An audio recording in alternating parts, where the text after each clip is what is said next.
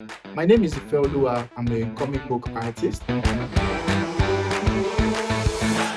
I've been interested in comic books since my childhood. I've always been drawing. I've always been fascinated by comic books. And coincidentally, well, I never really planned it out, but along the line, I just found myself inspired enough to pursue a career in comic book art. Hounds and Jackals is a story about characters searching for self-awareness and truth.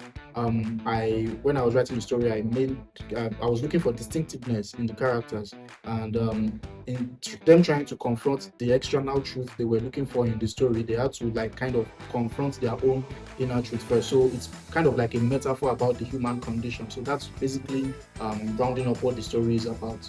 But it's something you have to experience on your own, and someone doesn't have to tell it to you.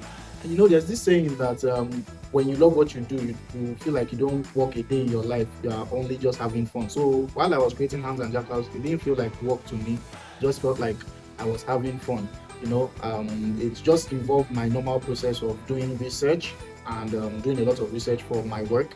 So creating the compositions that I needed, the visual metaphors that I needed to tell the story and have a perfect delivery. So that was basically the experience. It was really a good one. My inspirations for Hounds and Jackals, I really love a lot of detective shows like Law and Order, True Detective, House. Though House is kind of like a medical drama, but has some detective elements in it. So these kind of shows were kind of the things that inspired Hounds and Jackals.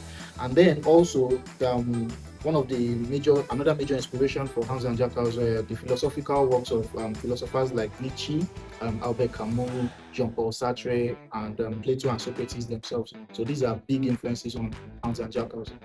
So I can't wait for the fans to experience this live.